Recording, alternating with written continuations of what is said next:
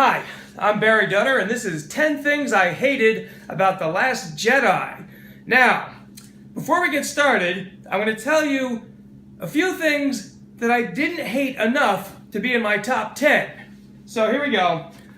Luke milking a sea cow, the Porgs, Leia Poppins, and the Crystal Foxes. These are the things that didn't make my top 10. Now, you know a movie's got problems when all of these things weren't bad enough to make the list of really bad things in the movie. So, without any further ado, let's get started. Number 1, Luke has a bad attitude.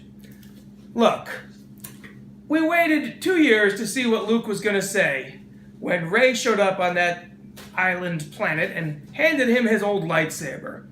And he's all cranky and grumpy, and, you know, one of the oldest cliches in all of movies is the hero who doesn't want to come back. The retired hero who says, yeah, I'm not coming back for one last mission. There's nothing you can get me to say to do it. No way, no how. They always convince the guy to come back. Every single time. I wish we could retire that trope. It is such a tired old cliche. Can we not have any more movies about a guy who has to be convinced to come out of retirement? Now, having said that, I will say this movie does find a clever way to get Luke to come back by R2-D2 projecting the Princess Leia hologram. That was a nice throwback to the first film. That was kind of cute. Still, you know, we get about an hour and a half of this movie of Rey trying to convince Luke. All of that could have been cut if we just went back to that first scene. She shows up with the lightsaber. She goes to hand Luke his lightsaber, and Luke says this. Oh my God, is that my lightsaber? Are my friends in trouble? Let's go. Why are we still here? Why are we wasting time? Let's go help my friends, because I'm Luke Skywalker, and that's what I do. Remember when Luke was training on Dagobah? As soon as he found out his friends are in trouble, that's it. He drops out of school. He ends his training. Yoda's like, Master Luke, no, finish your training. You must. Luke's like, hey, screw you, Yoda. My friends are in trouble, and I'm Luke Skywalker, and that's what I do. I help my friends. Well, the guy in this movie, I don't know who Mark Hamill was playing, but he clearly wasn't playing Luke Skywalker. So that's my first thing. Next, Poe's jokes are not funny. I didn't think they were funny in the last movie. You talk first? Or no, I talk first. I don't know. I'm in a wacky screwball comedy.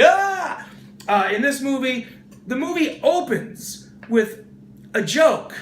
There's a very tense, scene in space, a face-off, Star Destroyer against Poe and his little TIE fighter, and Poe's like, you have a collect call from Poe Dameron. Do you accept the charges?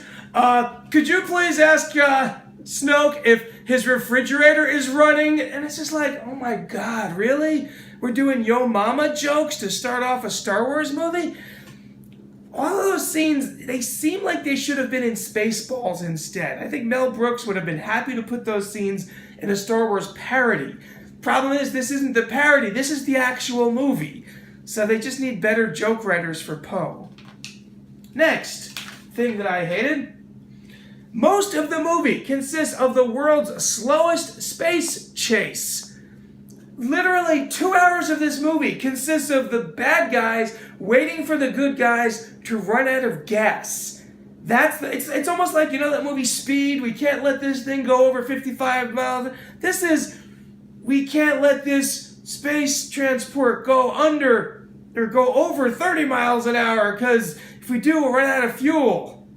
And the bad guys are like, they'll run out of fuel in just a couple of hours, and then it's like, what? This is Star Wars?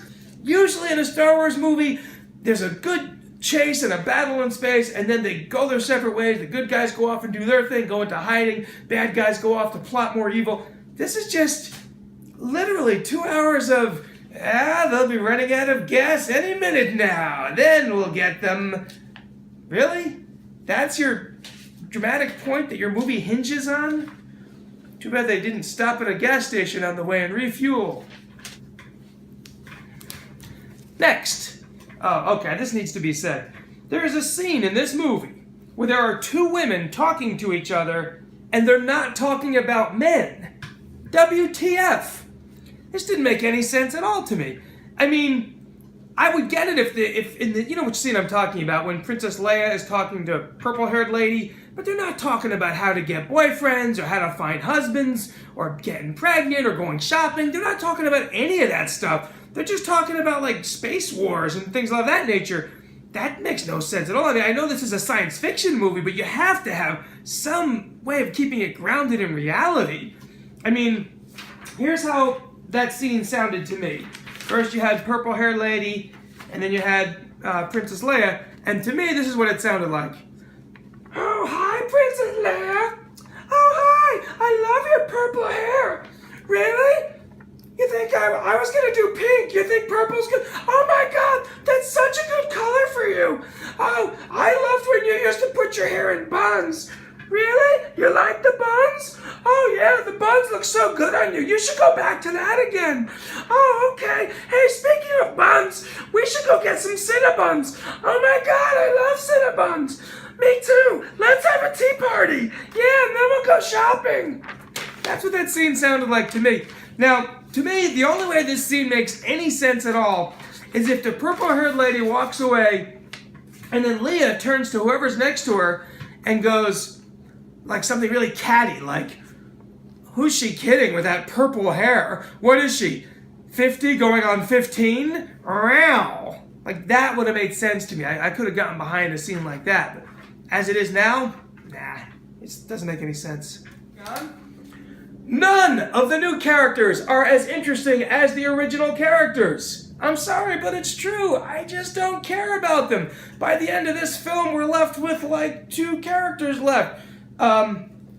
Basically, well, okay, we're left with all the new characters. All the old characters are either dead in the movie or dead in real life. I mean, who's left from the original series? Chewbacca? R2 and 3PO?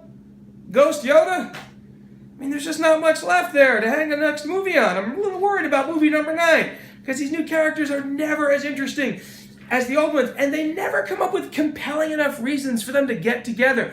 Remember the original Star Wars? Luke, he's a naive farm boy, but he dreams of bigger things. He looks up in the skies and he sees this war raging in space and he wants to be part of it. He doesn't even care which side of the battle he's on. He just wants to be in that battle. The droids come to his planet. He meets the droids. Like Leia sends them down. The droids take him to Ben Kenobi. He meets Ben Kenobi. They need a pilot. They go to Han Solo. They go rescue the prince. Everything flowed together. There was a reason for all the characters to get together. In all the new movies, it just seems like characters randomly get together, and none of the characters seem that important, and none of the things they do are that interesting. That's going to be a problem going forward. Especially you. I'm looking at you, whatever your name is, Rianne Johnson, doing a trilogy of all new characters? Yikes. Oh, we're going to miss the old ones then. Next, the casino scene. We are back in prequel territory here. Who wrote this scene? George Lucas? I can almost picture Lucas watching that scene going, oh, no, that's a scene that I approve of. And the only thing missing was some Gungans in that scene. The casino scene could have been cut out completely, shortened the movie by 30 or 40 minutes, and you lose nothing. In fact, if any fans out there know how to edit movies, please, someday, someone do a fan edit where you cut the casino scene. We'll miss nothing. No one will even notice. Nobody will care. Next, you can't have too many endings in a movie. How many endings does this movie have? It's 2 hours and 40-something minutes. It's at least 40 minutes too long. The climax of the movie takes place in Snoke's throne room. Well, that's a tongue twister. Snoke's throne room. When Rey and Kylo Ren have their big showdown with, I keep wanting to call him the Emperor, with Snoke. Snoke dies, Ren and Rey are fighting, blah, blah, blah. There's an explosion. The end. That's the end of the movie. You don't need any more. This movie goes on for like 45 more minutes after that. I kept waiting for them to put up the words "to be continued" on the screen, and I would have been fine with that. I didn't need another 45 minutes of story. There was too much story in this movie. Leave me wanting more. You've left me wanting nothing. I literally don't care what happens in episode 9. I feel like we've seen everything. Next. Leia has hope. Okay, now hear me out. Star Wars Episode 4 was called A New Hope. Now, when they made Rogue One, Princess Leia has one line of dialogue in the movie. It's a computer-generated Princess Leia, but still, she has one line when they say, "Princess Leia, what did they bring you?" And she says, "Hope." And she even could have said, "They brought us a new hope," which would have been even more fun. Now, because of that, every line of dialogue Leia has from now on, she has to say the word hope somewhere in there.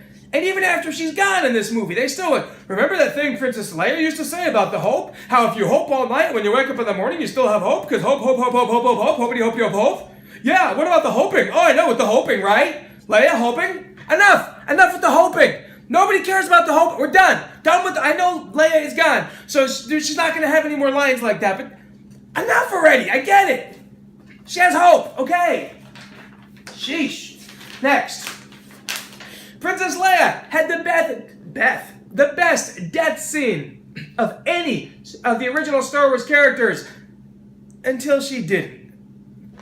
I remember as I'm watching that scene, there's an explosion in space. Princess Leia floats out into space, and you're like, "Oh my God, they did it! They really did it! They killed Princess Leia!" And that was a heroic death, and that was, wow, it was shocking and unexpected, and it was exactly the death that she deserved. It was powerful and moving, and she wasn't dead. She came back. Yeah, I could go on for hours about that, but you know, she's not going to be in any more movies. The actress is no longer with us. That would have been her last, could have been her final. Yeah, well, okay. There's already 300 videos on YouTube talking about that scene. I don't need to go on into detail about that. Next, with Luke gone, there are no more good white men in the Star Wars universe. This is true. They're gone. They're all gone. Han Solo gone. Luke gone. Obi-Wan Kenobi gone. Oh, there are no good white men left. That's it. Every man who's left is either stupid or evil, especially if they are white. That's the new reality. We have to live with that. You know, I think someday, maybe 20, 30 years from now, white men are going to go, you know, when we go to the movies, we just don't see anyone that we can relate to. We just don't see ourselves represented on screen. So I guess congratulations, diversity, you win that one.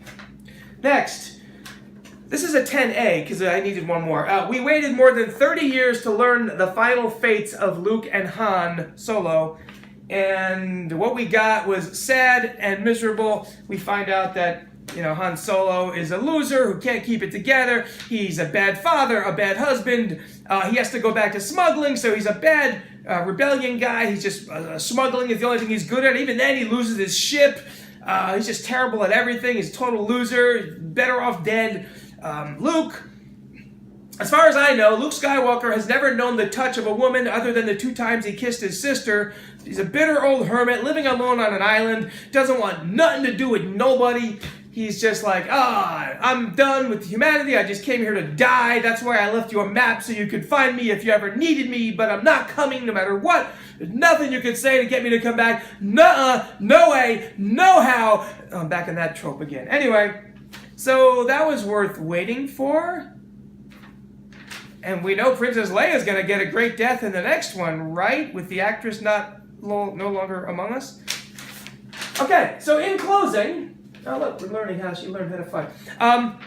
Here's what we learned, my takeaway from the current Star Wars universe. The following things are bad: rich people, money, white men, and boy stories. The following things are good: poor people, vegans, diversity, and girl stories. So, going forward, you know, there's going to be a new Star Wars movie every year for the next 1,000 years, and you're not going to see anything from column A, and you're going to see a lot from column B. So I hope you like girl stories with lots of diversity, because that's what you're going to be getting.